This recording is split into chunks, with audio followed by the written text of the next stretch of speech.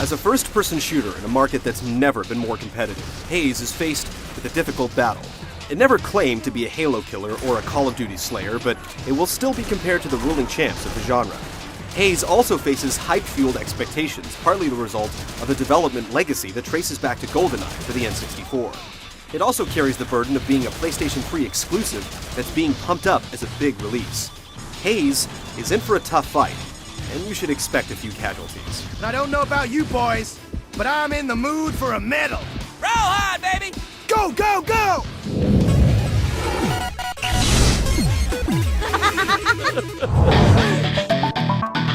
We're going this way. In Haze's story, you join a privatized military organization in the not-so-different future in order to make a positive difference in the world.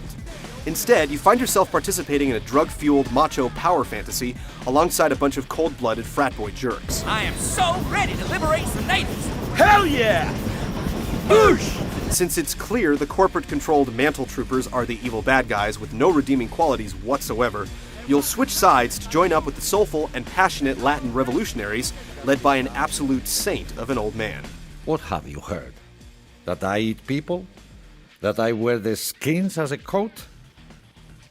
You like it? 100% cotton. You don't have a choice in the matter, no matter how much you shake your head during the otherwise non-interactive cutscenes. Your only choice is to sit back and absorb a story with all the depth and subtlety of your typical Saturday morning cartoon. Unintentional hilarity will be your only hope here. I did something bad. Oh God, I did something bad. When you do regain control, it's time to say no to drugs and start shooting bad guys. There is some enjoyment in shooting the bad guys, at least. Boosh!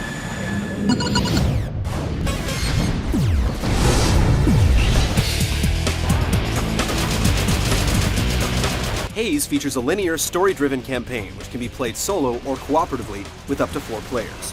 The first-person shooting comes with a bit of third-person driving, which serves to break up the standard action with high speed and loose physics. Team-based online play is the other major component of the game, with 3 competitive multiplayer modes, including Standard Deathmatch, Team Deathmatch, and the objective-based Assault mode. Overall functionality is good, and the 16-player limit feels right for the maps. Empty spaces can be filled with computer-controlled bots, which is also a plus. Whether the 6 to 8 hour campaign meets your personal criteria for game length, being able to play through the main game cooperatively, on or offline, is a huge credit to the game. Level design is hit or miss, hitting wherever the massive land carrier is involved and missing wherever the wide open spaces are the setting. The multiplayer options offer 3 ways to play, but Assault mode is the only clear winner here. It's nothing original, but having an objective, like burning out patches of nectar-producing plants, fits in with the game's 2 opposing sides, and is much more compelling than straight-up deathmatch. Building the game around 2 different factions is one of Haze's defining choices. Mantel Troopers are the guys wearing the honeybee yellow suits and juicing on the performance-enhancing drug known as nectar. The Promise Hand rebels can play dead, set grenade traps, and inflict nasty overdoses. Giving each side its own unique abilities adds to the game's depth, but in multiplayer, the balance just isn't quite there. While the 2 sides have access to different tricks and 1 or 2 unique weapons, they share the same basic generic arsenal of assault rifle, shotgun, sniper rifle, and rocket launcher. You could argue that the game is sticking with what works, but the lack of unique weapons and alternate fire modes make Haze's arsenal disappointingly straightforward and forgettable.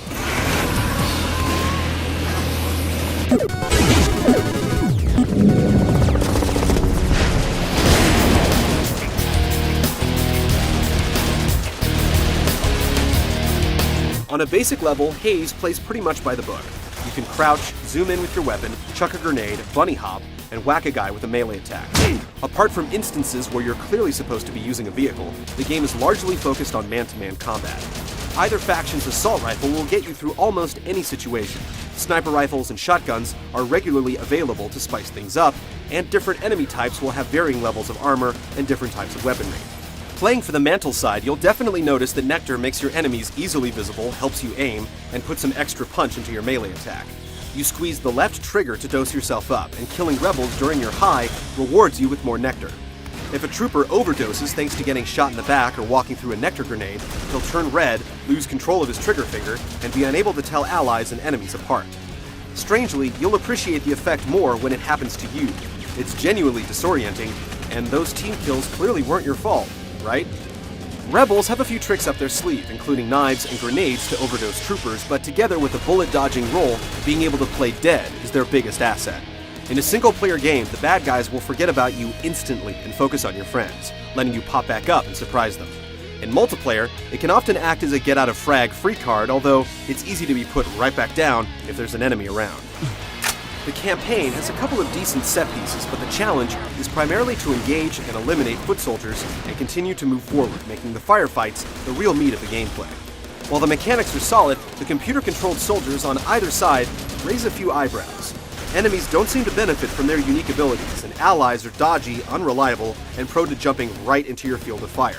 Other general problems include vague objectives and wonky waypoint markers that leave you wandering around with no idea what to do.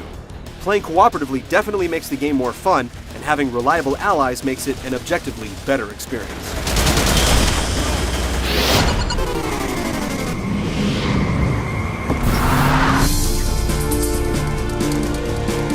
It would be reasonable for players to expect Haze to show off the visual capabilities of the PlayStation 3, considering it's only been built for the console.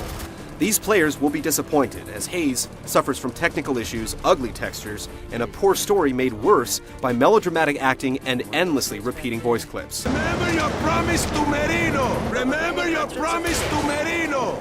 These surface issues don't have a negative impact on gameplay in the strictest sense, but the game's presentation makes it very difficult to take the action or story seriously. Players are used to much better, and your expectations on what the current generation of games should look like could easily hurt your enjoyment of the game. Come on, man. We've got ass kicking to do.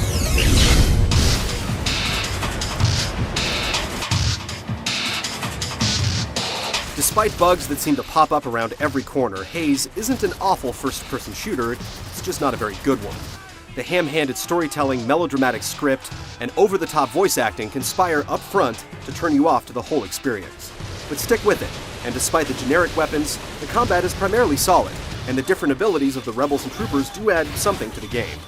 If you can get friends together to battle through co-op, find a few favorite assault maps, or ignore the unimpressive tech, you'll be able to see something on the other side of the Haze. We just can't promise that it will be something good. Just an animal!